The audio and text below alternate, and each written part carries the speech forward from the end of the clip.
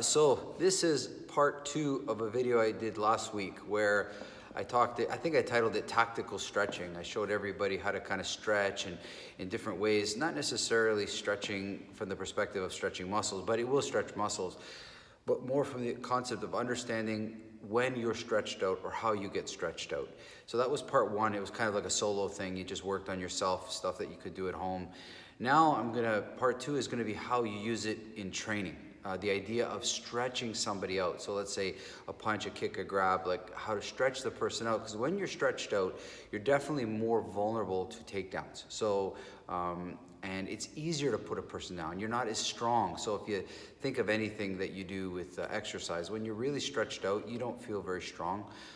So the idea, it can be used in the martial art aspect. So I'll kind of show it with one of my students, Michael here, where I'll show you how I build up on the drills, and then you can kind of decide what you want and take from it what you like, okay?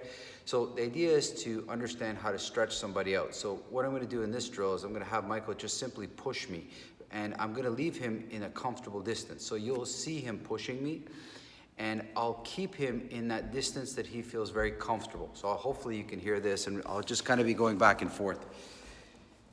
So you pick a distance where your partner's comfortable, and he starts to push you.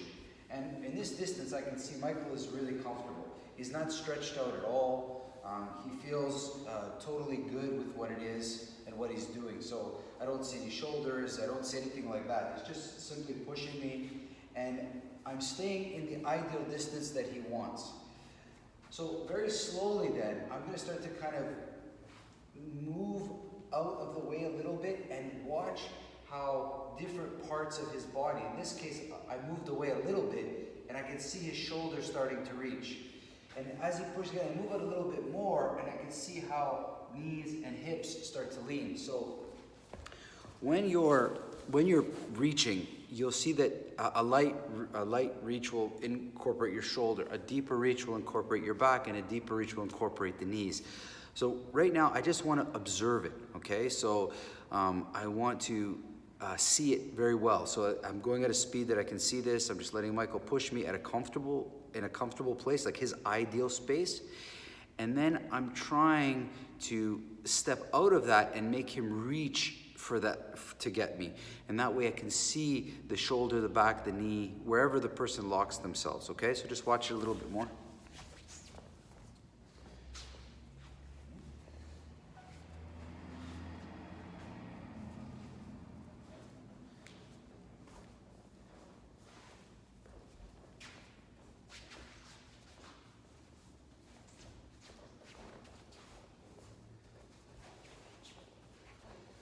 So you can kind of see how I'm giving this illusion of support. Like he's touching me, but I'm moving in such a way that sucks him in and makes him reach.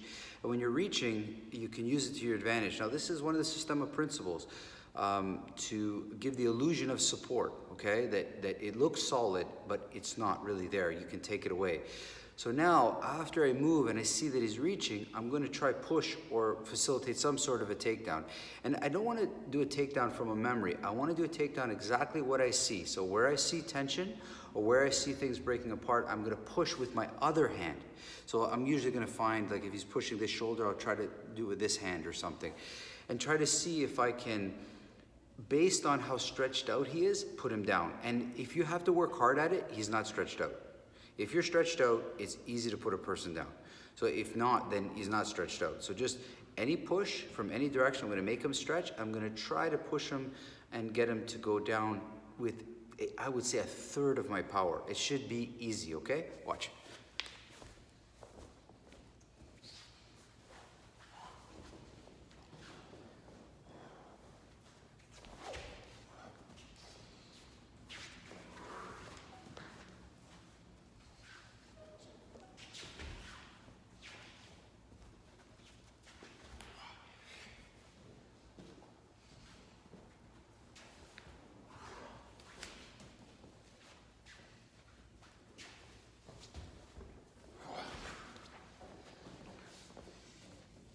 Okay, so hopefully that was clear.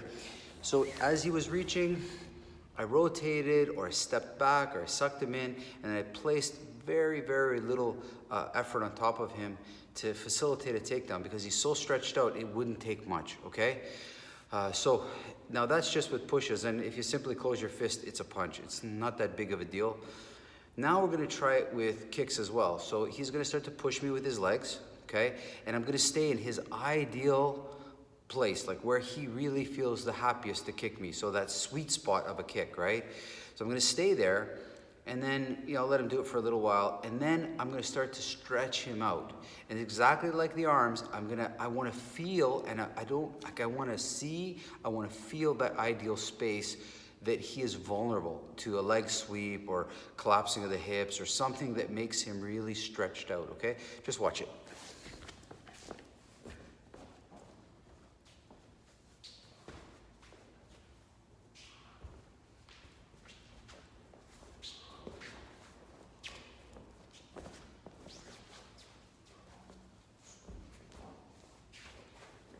Now I'm going to start to make a reach, okay? So as he pushes me, I'm going to start to make him take bigger steps. Like I'm just going to go outside of it. Watch how he leans back to really reach to get me, right? Or steps really deep. You got two types of kicks. You got those guys that'll just fire the kicks out from a safe distance. You want to make those guys, like if Michael does that, like he does these kind of kicks, you have to kind of coax him. You have to play with him, right? It's like a guy with a good jab, right?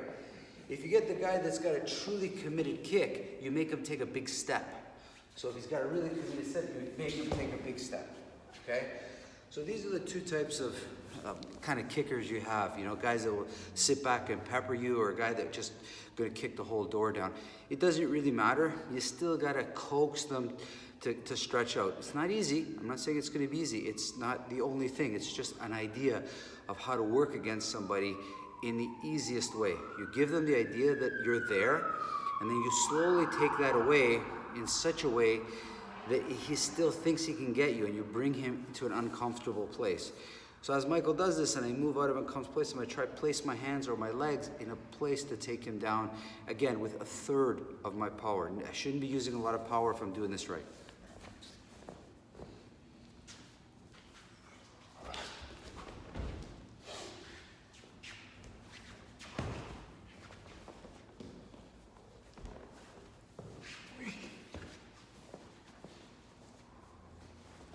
Look how stretched out.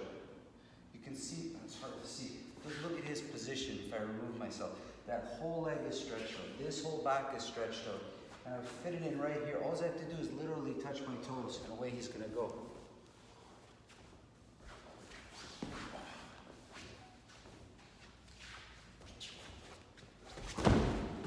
Just like that. So, I hope you got the idea. Because it's really a progressionary thing.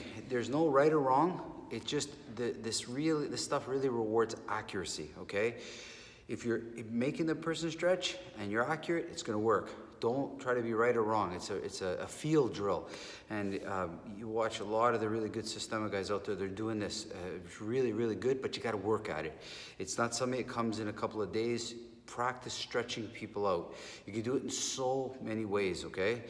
Now I'll show it with grabs. So when you think of a grab, there's like a sweet spot of it, okay? Like for a headlock, it's in your elbow, right? Once you move out, so once remember, I don't want to completely escape. I want to actually work with this grab, okay? Completely escaping is a different story. So the sweet spot of the grab is in the middle of the elbow, like getting in the elbow. If I end up pushing my head a little further here towards my forearm, guess what? He's gonna be stretched out and the headlock won't work as good. So watch me now. He's gonna escape from the headlocks, and then I'm gonna start to stretch Michael out, and hopefully you can see when I move or draw him in, how vulnerable he is to a takedown, okay?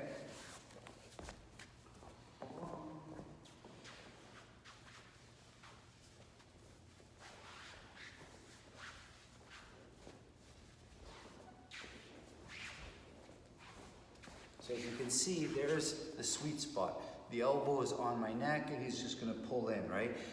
If I'm over here, where I'm up towards the forearm, right? he starts to reach for me. So just watch, see if you can see the reach. You see that? I just stepped back a tiny bit, and instead of being in the elbow, instead of being here, I'm up towards the middle of the forearm, okay? And from this position, look how I can bring him in, right? And I can start to kind of stretch him a little bit and facilitate a takedown, okay?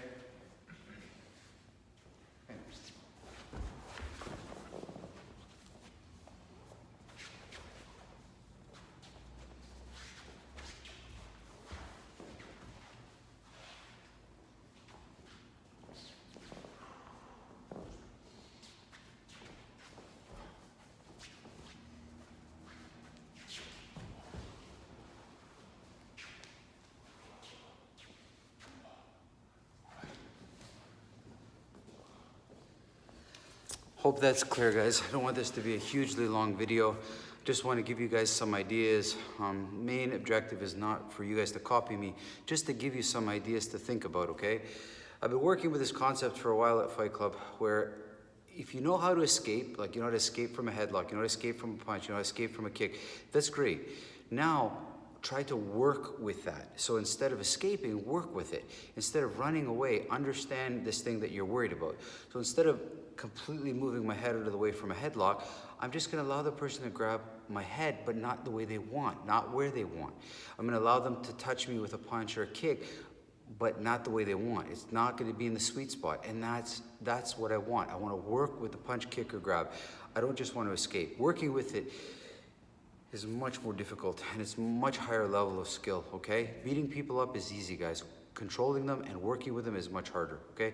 Something to think about. I hope you enjoyed the perspective. It is connected with the first video, tactical stretching, like on your own. This is kind of the martial art version. It can be done with anything, knife, stick, gun. The same concepts apply, okay? Hopefully you enjoyed the video. More to come soon. Thank you.